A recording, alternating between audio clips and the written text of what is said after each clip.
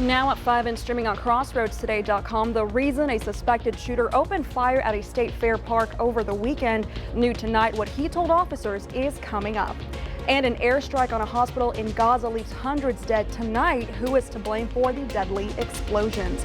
Plus, the man police say shot 3 soccer fans in Belgium Monday is dead tonight. How authorities are connecting the shooter to the crime. Still sunny skies out over the crossroads, but the thing is, we're now getting a south wind. What does that mean? Well, it's going to be getting warmer. I thought it was October.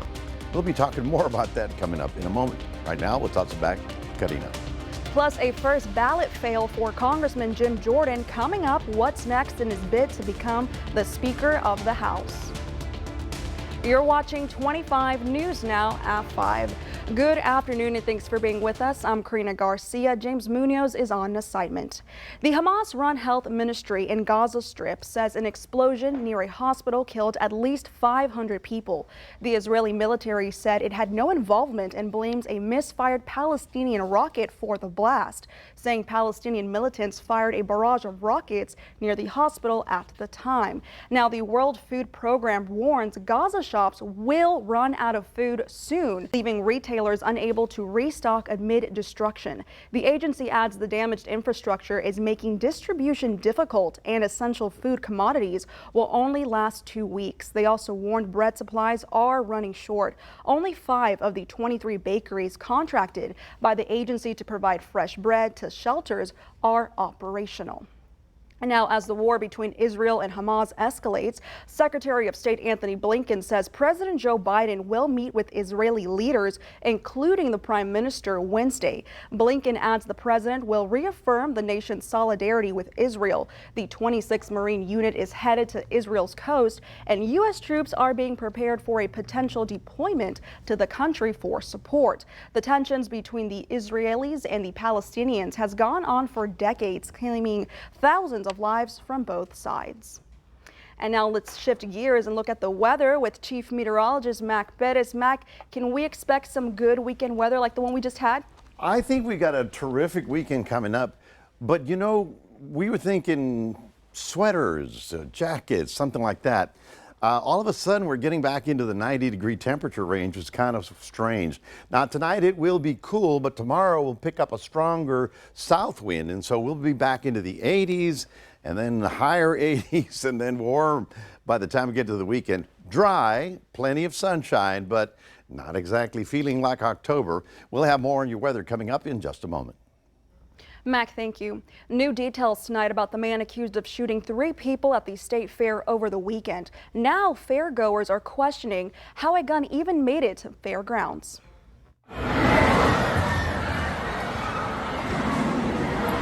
Moments before this video, fairgoers frantically running for cover after shots rang out at the State Fair of Texas Saturday night.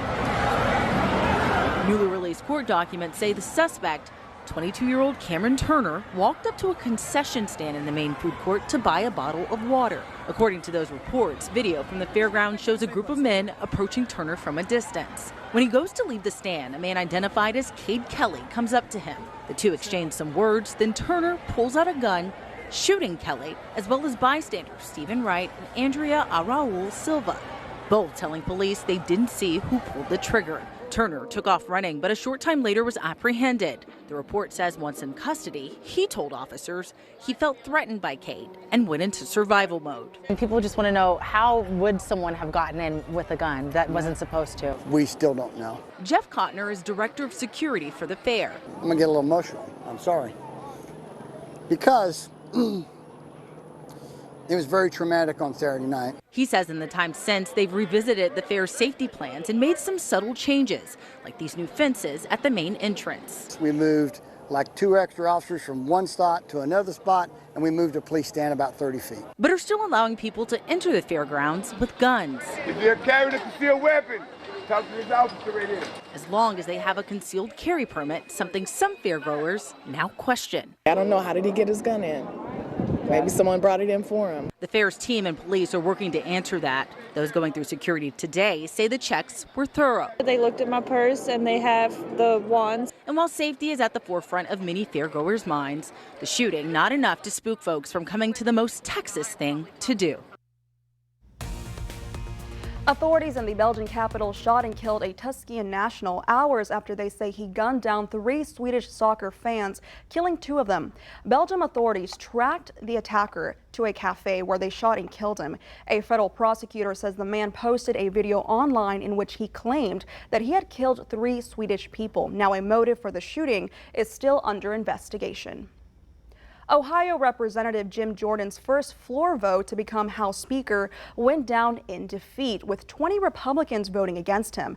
Now the House is in recess and could be tasked with holding additional rounds of votes until a new Speaker is elected. For the second time this year, the House of Representatives tasked with electing a speaker after the historic ouster of Kevin McCarthy from that post. After 2 weeks of legislative paralysis, voting got underway in the House on the nomination of conservative Republican firebrand Jim Jordan, a founding member of the House Freedom Caucus and a staunch ally of Donald Trump. New York Congresswoman Elise Stefanik nominating Jordan. I rise today to nominate the gentleman from Ohio, Jim Jordan, as Speaker of the People's House. Stefanik praising Jordan as a patriot and a winner. Democrat Pete Aguilar then nominating Democratic Minority Leader Hakeem Jeffries for Speaker. The pride of Crown Heights, a representative from the state of New York. Aguilar focusing much of his remarks on Jordan's record, noting that one of Jordan's own colleagues once described him as a legislative terrorist. 431 members were in attendance, meaning Jordan could only afford to lose 3 votes. It quickly became clear Jordan wouldn't have the Republican votes to reach the 217 votes needed to become Speaker. The Speaker has not been elected. When all the votes present were counted, a surprising 20 of Jordan's fellow Republicans voted for someone else. Several votes for the ousted Speaker, McCarthy. Bacon. McCarthy. While McCarthy himself backing the nominee of his party, voting for Jordan. McCarthy. Jordan. Democrats present voted unanimously for Jeffries, with some also mocking Jordan. Now, in that first round of voting, Minority Leader Hakeem Jeffries actually received more votes than Jim Jordan. Ika Jachi, ABC News, Capitol Hill. Today, Victoria College hosted physics professor and viral video star Dr. Tatiana. It's part of the college's Lyceum Lecture Series. The Texas A&M University physics instructor organizes yearly physics and engineering festivals for thousands of visitors. Her recent videos have attracted more than 500 million views on social media. The event at the Victoria Fine Arts Center was free and open to the public. Remember to subscribe to our YouTube channel, Crossroads Today. Hit the like button and click that notification bell. For now, stay with us. Straight ahead on 25 News, now at 5, a twist in the Alex Murdaugh murder case, the allegations that could send the case back to a lower court. Also ahead, black farmers across the nation join a lawsuit against the U.S. Department of Agriculture, the money they say they're owed.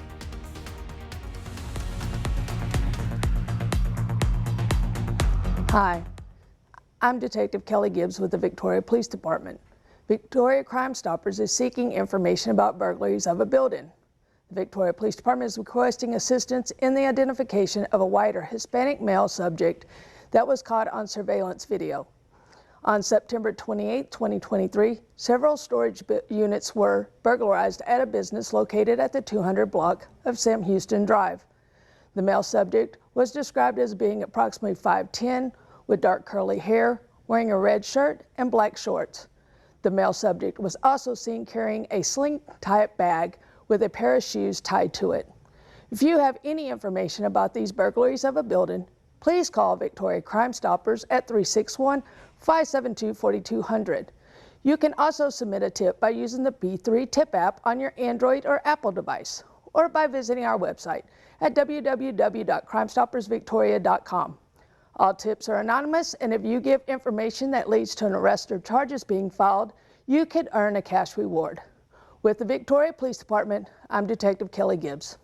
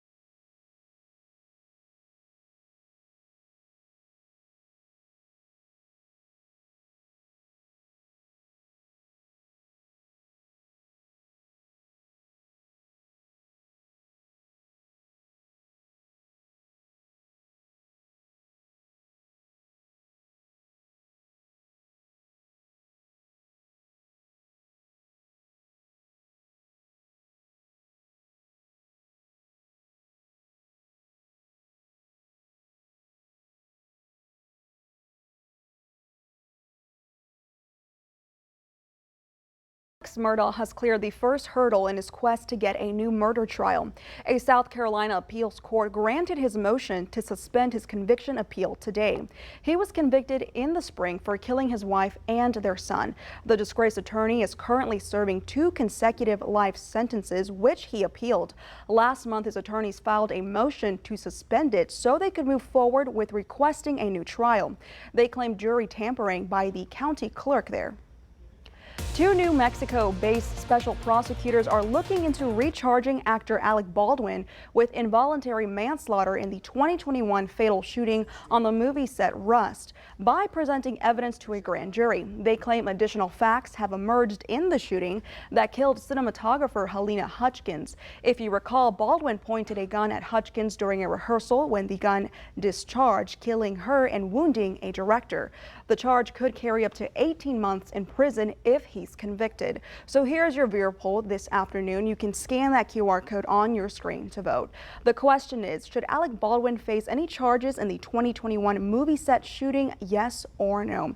We want to hear your opinion on this. Come to crossroadstoday.com/vote to take part. And we're going to have an update on 25 News Now at 6.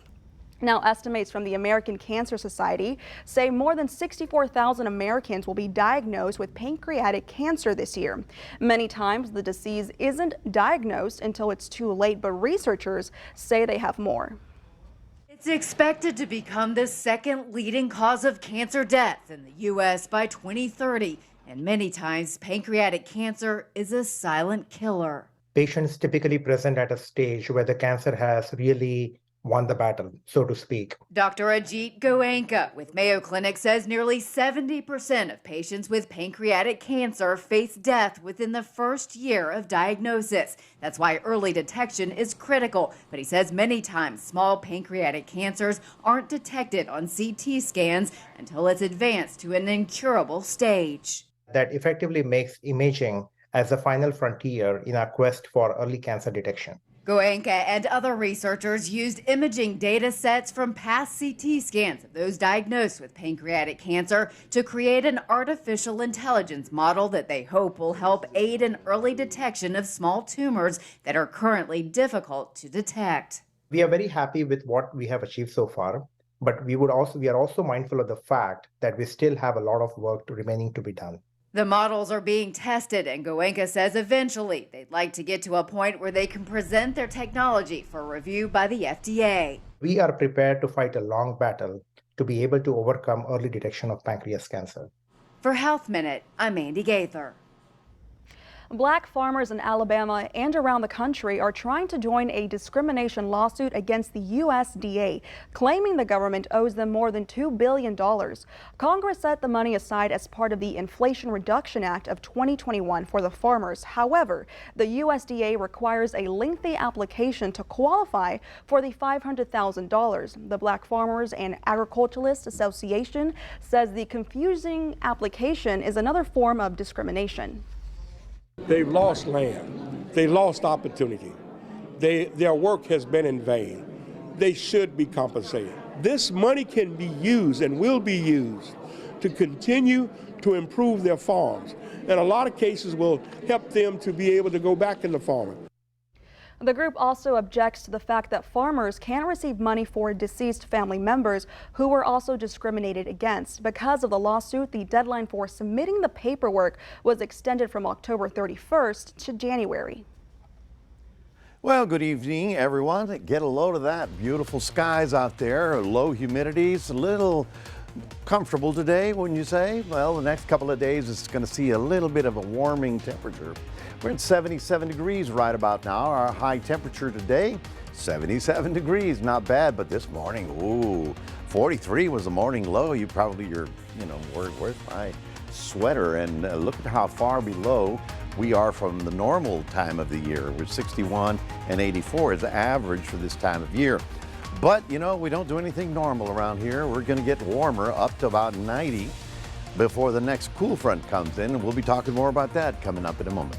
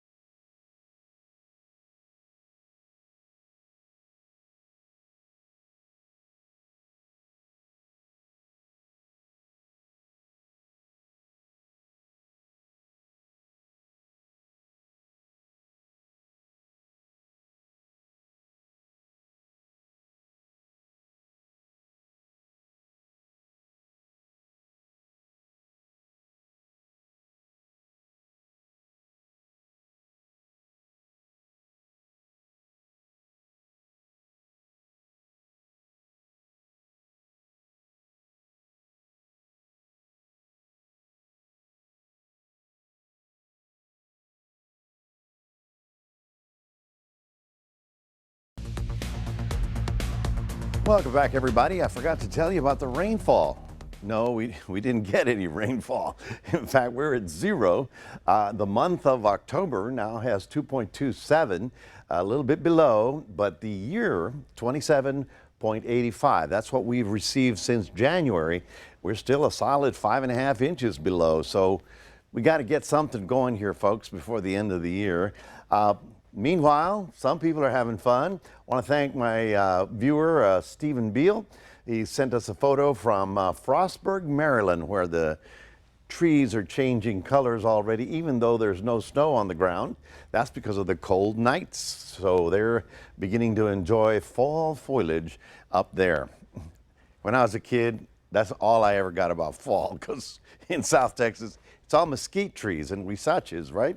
Anyway, southerly winds are now in effect, and as a result, that's going to be part of the warming trend that we're getting. No more nice north wind. It's that south wind that'll pump up the moisture and get us a little bit on the warmer side for the next couple of days as we go all the way through Wednesday and into Thursday. We'll still get that south wind. And right about here, there's a tail right there. You see that dip? There's a little bitty frontal system that's coming through, but I'm not sure it's going to amount to anything. And remember yesterday, I wasn't sure if it was going to rain. I really think it's not going to rain. We're going to get some cloud cover out of it, but the front is very weak by the time it gets into our region. Even though we're getting down into the 40s tonight, that'll be nice. Some 30s out in far west Texas where it's much drier. And tomorrow we'll be up into the 80s, you know, from 77 to 82. We'll be in the 80s pretty much everywhere. If you're going north or traveling over the weekend, you should have some fairly comfortable weather. I mean, I'm thinking October, it should be cool, rainy maybe. No, not getting that at all. Oops, let me back up. Well, I forgot. I got to show you this. This is a tropical storm on the west coast of Mexico. It's going to be called, I forgot. Anyway, Norma. Norma is the name of the storm. It is developing, and it'll be a Category 2 when it runs into Cabo San Lucas right here at the tip of the peninsula. Then the remnants start rolling this way. Remember I said yesterday about October 25th? October 25th, the remnants of that storm and another big storm coming out of the Rockies may have something to do with our rainfall total, so we'll be watching it pretty carefully. Meanwhile, out in the Atlantic, there is Sean out here in the middle of the Atlantic. It's going to develop, but as you know, by this time of the year, they start taking that right turn, so it's not a major problem as far as the mainland is concerned. Obviously, the folks in the Caribbean got to watch for that. So high pressure is building into the eastern states, giving them some very nice weather. We're waiting for that next storm system. As I mentioned, that frontal system will pass through here about Thursday, but it's not going to amount to much of anything in terms of a nice cold front. Tomorrow morning, 59 up to 82 in Lavaca, getting down to 51 in Cuero and 84 in the afternoon. So a little bit warmer as we get into Friday, and that's when the next front comes through for a dry but relatively warm weekend. That's your 7-day forecast, reminding everybody that we do have a QR code. We'd love for you to scan that and put Crossroads Today on your phone. Here's Karina.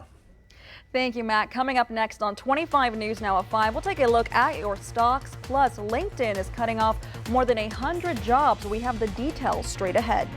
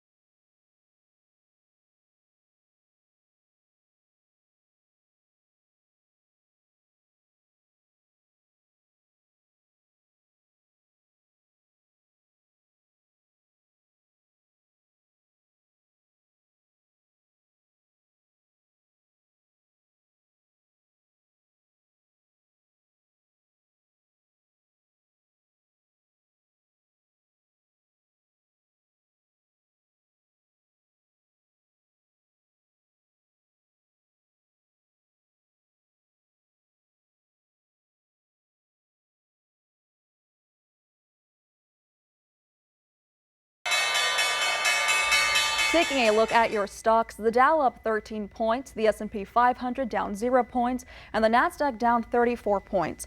Oil remains unchanged, closing at $86.66 a barrel.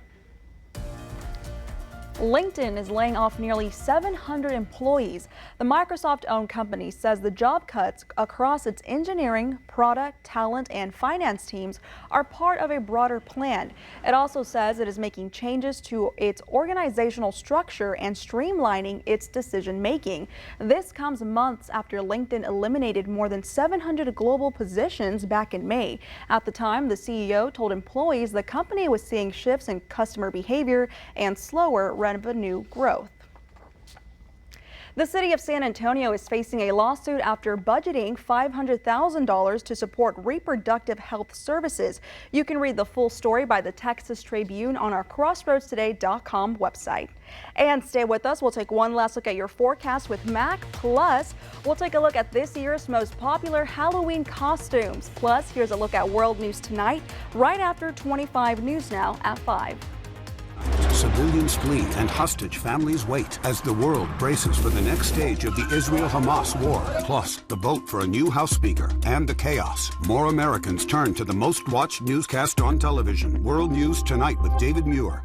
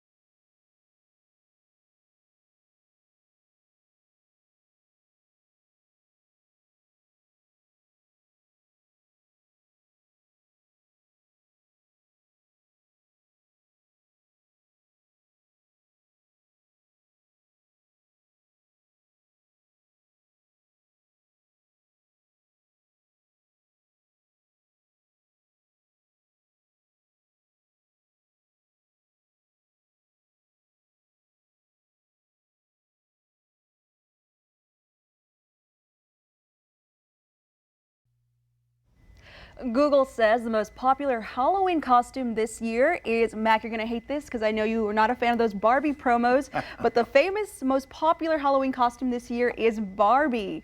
The dolls came in all sorts of outfits, so a variety of costumes are available. Of course, Princess is the #2 pick, and of course, Spider-Man takes third. Other popular outfits include the traditional witch, a cowboy or a ninja, and in a cross-holiday quirk, the 10th most popular costume is the bunny. The bunny. So, the bunny. Are you going to dress up this year? First of all, you know, I'm not going to be Barbie. That doesn't work. Oh, come on. Even Spider-Man, they don't make one my size. It's for skinny guys.